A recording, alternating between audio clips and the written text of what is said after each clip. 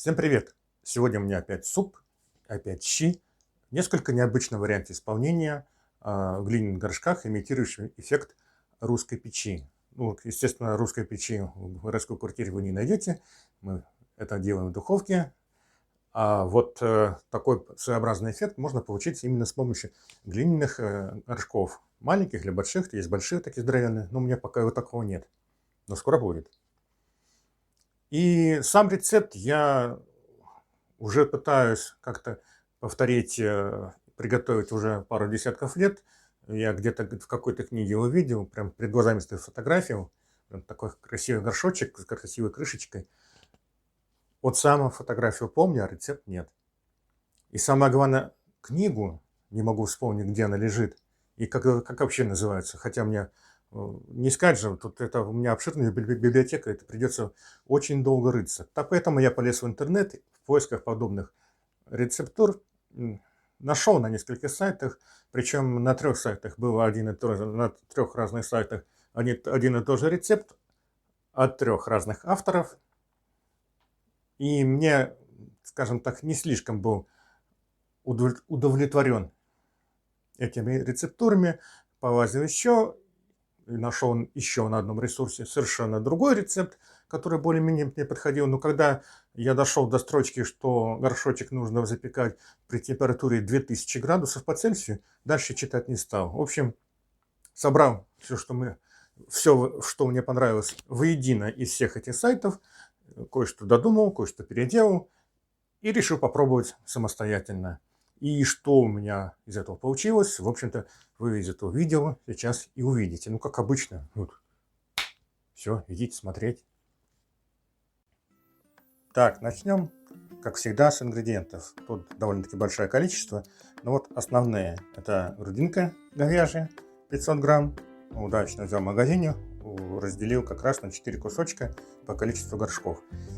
Здесь 200 грамм моркови, 200 грамм лука, 200 грамм картофеля, 500 грамм капусты, одно яйцо для теста, 70 грамм баночка томатной пасты, 4 зубка чеснока, по 1 столовой ложке укропа и петрушки сухих, по 1 чайной ложке перечной смеси и соли. Эту смесь уже сделал. Здесь 150 грамм воды, а здесь мука. Мука 200 грамм муки пшеничной первого сорта и 100 грамм ржаной. Ну и что сейчас? Да, ну конечно же сковорода и порядка 50 миллилитров растительного масла.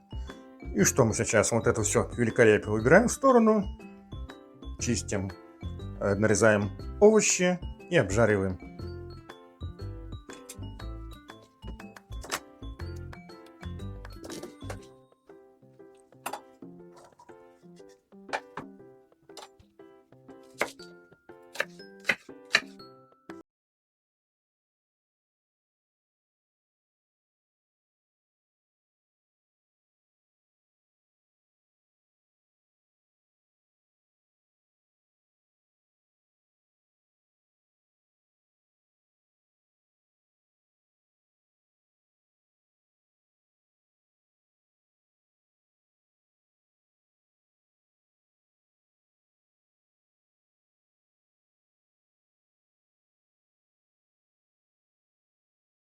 Пока обжариваются овощи, мы приготовим тесто для крышечек.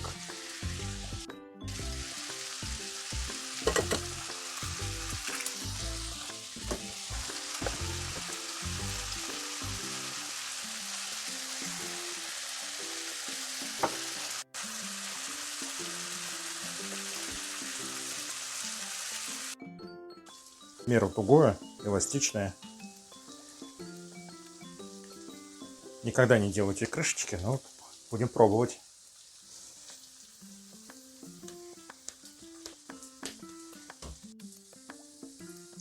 Продолжаем готовку. Берем капусту. Вот овощи на сковороде уже практически подошли. Сейчас нарезаю капусту и когда нарежу, смесь из лука, моркови и картофеля разложу аккуратно по горшочкам и поставлю обжариваться капусту. Сначала ливану туда воды немного, чтобы она подварилась. Потом ее обжарю с томатной пастой минут так 15-20. И уже будем переходить к мясу.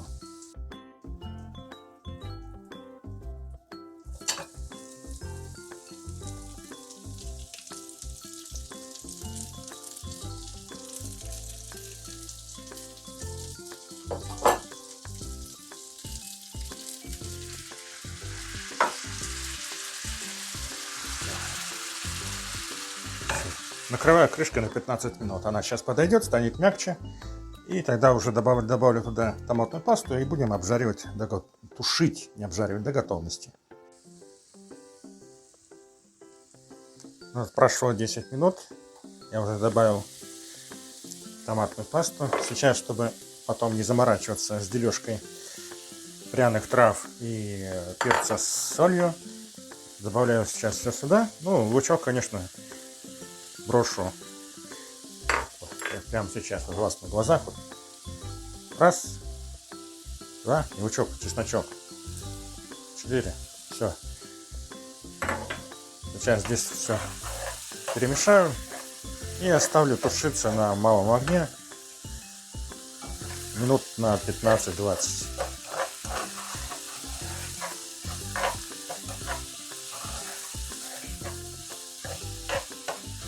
Когда закончится тушение, точно так же перекладываю, делю на 4 горшка, а сюда подливаю масло и обжариваю говядину.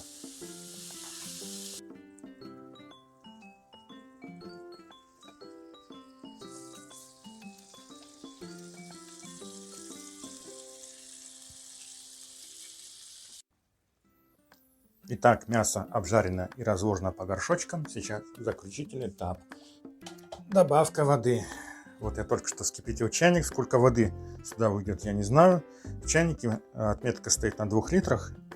Заливаем так, чтобы вода не доходила до края горшочка, где-то 1,5 сантиметра. Сейчас залью. Духовку я уже включил на 180 градусов. Она уже почти нагрелась. Так, и вот последний, 4.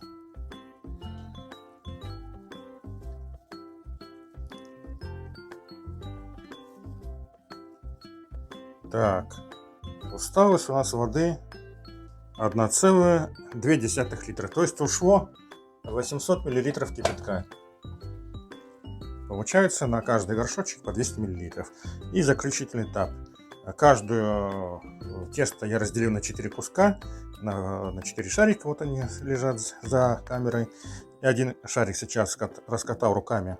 Вот такой вот блинчик. И сейчас этим блинчиком аккуратненько облепливаю весь горшочек. Потом повторяю точно так же на все остальные 4 и ставлю в духовку на 1,5 часа. Думаю, этого будет достаточно. Так, прошло 1,5 часа. Я периодически поглядывал в духовку, так что опасался, что у меня начнет гореть крышечка из теста и что, возможно, она треснет и бульон потечет на низ духовки. Но ничего это не случилось. Сейчас я аккуратненько достану один горшочек и мы посмотрим.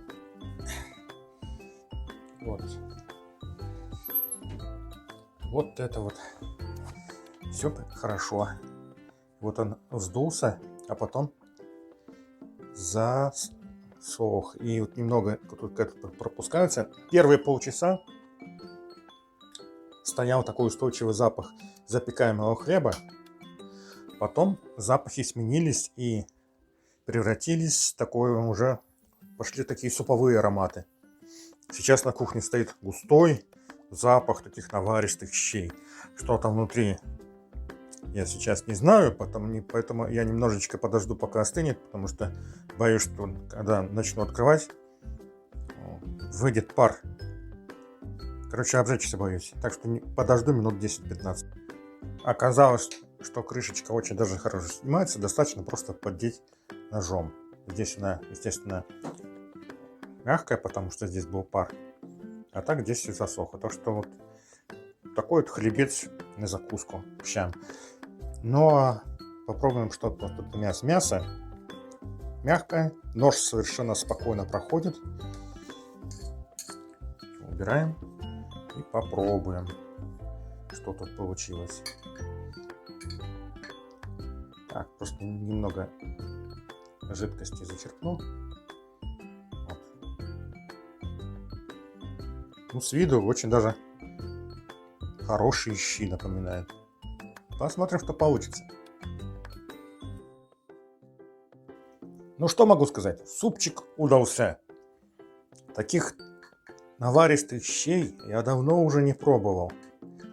Ну, естественно, они там, тут получился эффект русской печи. Они томились в печи, они варились.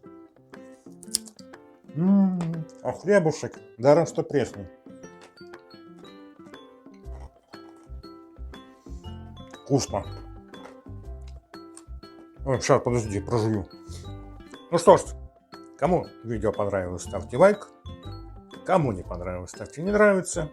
Кто не подписался, подпишитесь. А если вы подписались, и кто-то из ваших знакомых до сих пор не подписан, уговорите его подписаться. Мне будет приятно. Всем приятного аппетита. Пока.